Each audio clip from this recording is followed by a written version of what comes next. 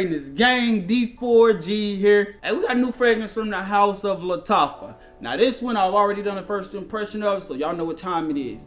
It's time for a gas or trash review. We about to tap in and I'm gonna really let y'all know whether this fragrance is gonna be some gas or if this shit is really just some trash. That shit is fucking trash. Let's get it popping with the presentation first. Now just like the original Najdia from Lattafa, you know that I don't have the box for this one. So you know where that went. Trash. But the bottle setup isn't that bad. It's very similar to the original Najdia. Rectangular shape, does have the leaf on the front. The leaf does have a little bit more indentions on it. You are able to see it a lot more. It's just hard to tell what level you're on if you do decide to pick this up. But other than that, very nice presentation. Got a little bit of information on the side there. You got Lattafa right there on the back. And this cap, it is a little plastic, but not too bad, man. Not a bad presentation from the house of Lattafa. Now let's get into these notes. Up top, you're gonna get hit with some ginger, Mandarin Orange, apple, and bergamot. In the mid, you have violet leaf, Guaiac Wood, saffron, and cedar. In the base, you have leather, ambergris, oud, and some sandalwood.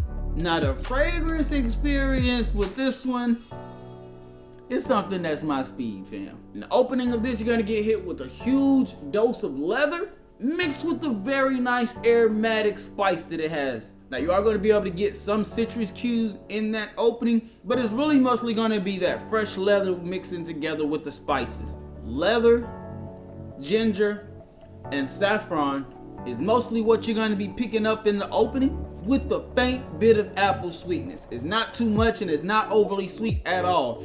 But that apple sweetness, it is adding to the airiness that the leather note is giving off, making it a lot more cleaner. Doesn't have a dirty almalic leather note in it. This is very clean. Now something that I have to let you know in that opening, fam, it does not take long for that oud note to come out. I was able to pick up some oud within 5 minutes of me spraying this fragrance. Now that doesn't mean that it's overly woody. It's not dominant in that wood sense. But you can get a good amount of it in the opening, but it's still overly powered by the leather. So no worries there. If you're much more of a leather fan compared to the woods, you're still gonna get more leather than wood. The ginger note in this is very nice and it dials down some of that saffron. But understand this, fam, you're gonna get a huge dose of saffron. It's an extremely saffron leather fragrance. This is a lot, man, especially in that saffron. It's a lot. Now, as this fragrance starts to transition, that's when you're gonna get a little bit more of those floral notes. That violet leaf comes in and mixes together with the leather and the saffron very nicely.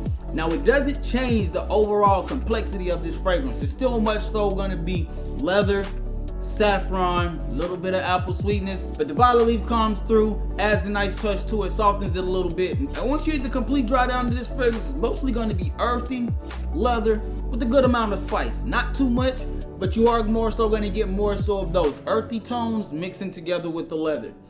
This is a fragrance that I do enjoy. In my times of wearing it, hey, I've gotten some good compliments throughout it. Some of my co-workers have enjoyed it, and even some customers at my job have experienced and loved this fragrance when they've seen me walk by. To me, this is a great fragrance for men, but this, to me, will be a great fragrance for teenagers as well. This is a great fragrance that will be introducing them to those ouds, to those leathers, a good amount of saffron spice, a much more aromatic type of fragrance. This one will help add a little bit more maturity to their nose palette and just help them get ready to diverse into other fragrances. Now that we discussed all that, let's go past method.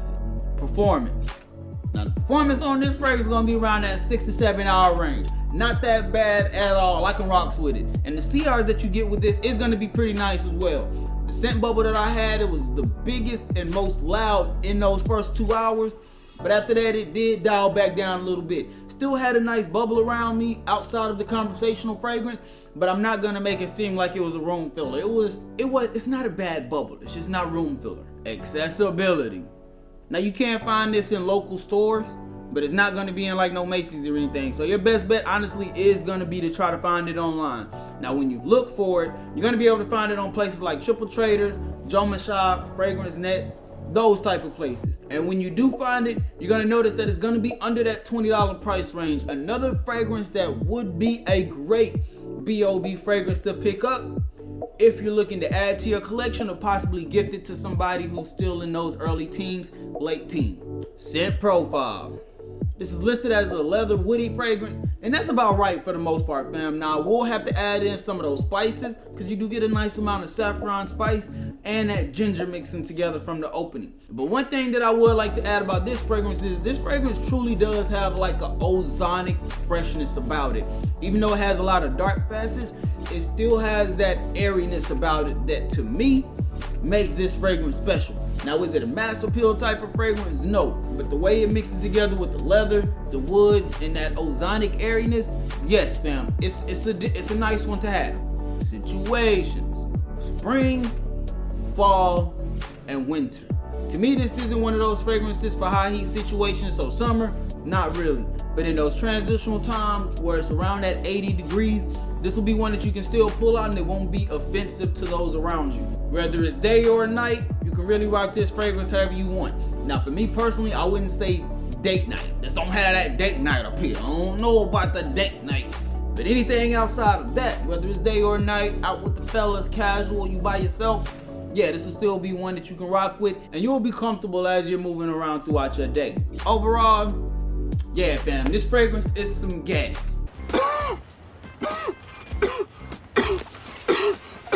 Now, is this one that I think that everybody has to go pick up? No. But if you are a fan of those leather notes, those woody notes, this is going to be one that you're going to want to check out. This is done in a very nice way, and again, that ozonic freshness that it has up top is really something that really captivates me throughout all phases of this fragrance, whether it's the opening, mid, or the dry down. This is one that, as you're walking around and enjoying yourself throughout the day, you're gonna notice that you get great cues of the whiff as you're walking by. And those around you enjoy it as well, at least from my experience. Let me know y'all thoughts and opinions down in the comment section. Does this sound like one that you would want to have in the collection? And if you are somebody that likes those leather type of fragrances, how do you feel about it having an ozonic or airy type of freshness about it? Let me know down in the comment section. But with all that being said, we about to get up out of here. Hope y'all have a great day. I hope y'all have a phenomenal day. Stay on your square. Stay on your purpose. Don't let nobody take you off of it, fam. D4G, truly blessed, destined for greatness. We out.